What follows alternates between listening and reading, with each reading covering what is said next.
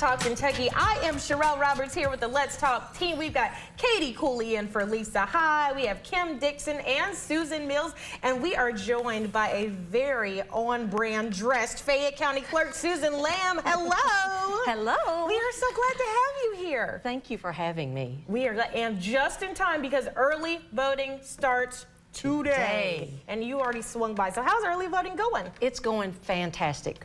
We have 9 voting tables set up over at the Kroger Field, and it is gate 11 in the blue field, blue lot. So go park, walk in there and take on, go exercise your right and vote, and we shouldn't have any delay in any lines or anything. It's really exciting. So yeah, you're making it easy to vote, which is something Kim and I were talking about before the show.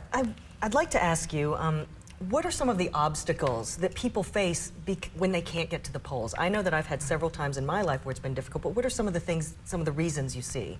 Right. I'm learning this, as you all just said. I just took office on February 1st. So what I have learned so far is that people need to know the deadlines. They need to know how to ask for an absentee ballot if they are going to be out of town, or if there is a health reason, or if they're homebound. I had someone email me yesterday and said that they were homebound and they'd already missed the deadline and they couldn't go get an absentee ballot, and there's nothing I can do, and there's nothing anymore feeling helpless. It sounds like education is a key component. Education is a huge component, and that's one of the things that I'm going to ramp up on after I get through my first election. You know, it's not a marathon. It's a little skip down the road for right now. But one of the big things I think is just educating, and also knowing that the absentee ballots are so important, and they're really not hard to do, but the directions are lengthy and they are obviously difficult for some people to understand.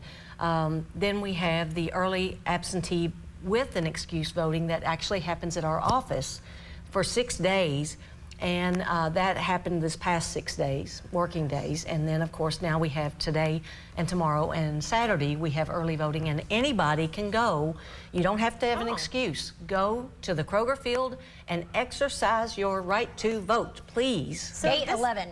Yeah, so this is so interesting because people think about election day, but this is like election weeks. And so you said you're learning too, because previous to this, you were a city council member, then you worked at City Hall for a very long time, keeping the city council people in line. I watched you do it for years.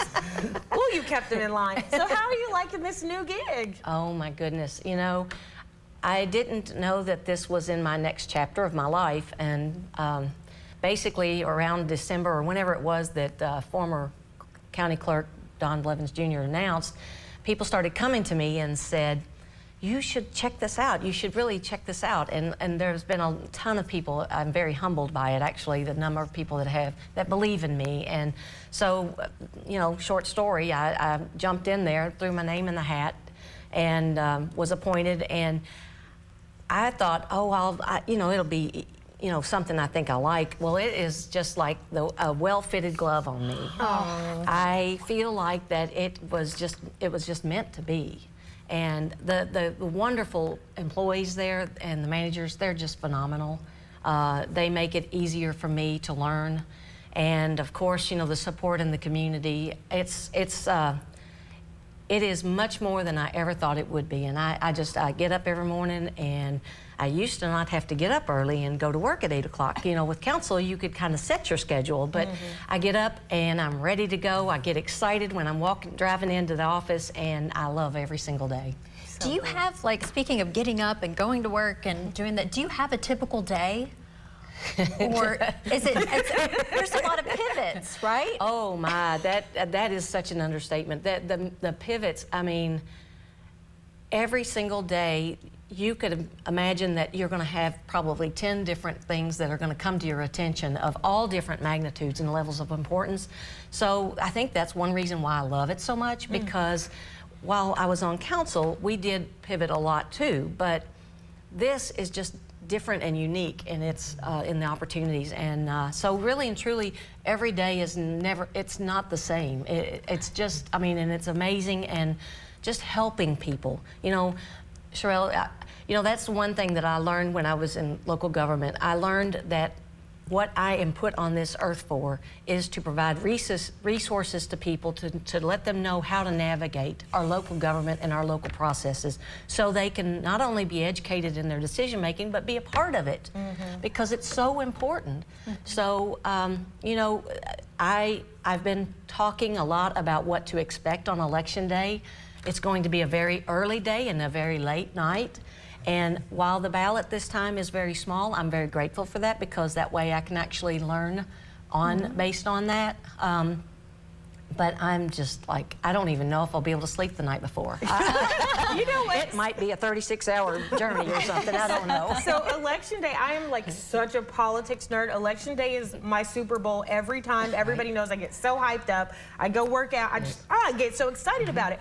But, you know, you coming into this job right now is something because all around the country, people are having questions about the validity of our elections, the safety of our elections, the security of our elections, and that endangers our democracy. So what's kind of your goal for moving through that with folks with so much misinformation out there about elections? Right. Well, first and foremost, my integrity is everything to me, and I said that from the get-go because those that know me and know me well, that know that I'm probably one of the most honest people that you'll ever meet. And so that's my front.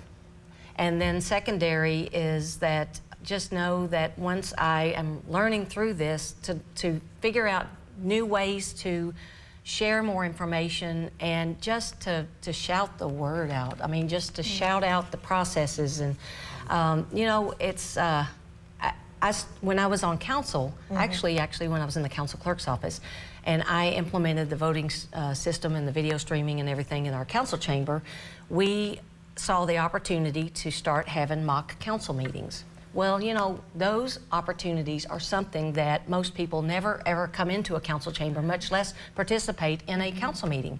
And we have all age ranges from elementary school all the way up to adult seniors that we have taken through mock council meetings. Well, I see that same type of opportunity with our county clerk's office, with our processes. And I love it because, you know, I want to let people know we've had 2 days that we've already started opening up absentee ballots.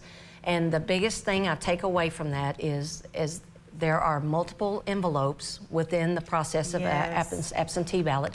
But if one of those envelopes is not sealed, we have to reject that ballot. Yeah, and it's such a complicated process. It and is. We want people to be educated about it. And that's why we're so glad to have you on today. And I'm so excited for you. I've always had great respect for you in all your positions. So thank you so much, Fayette County Clerk Susan Lamb, for being with us today. Thank you all so much. And thank you all for what you're doing for our community, Thank too. you. Yes. All right, everybody, coming up after the break, we all have a good excuse to eat and drink whatever we want for the next few days. I'll tell you why. Stay with us.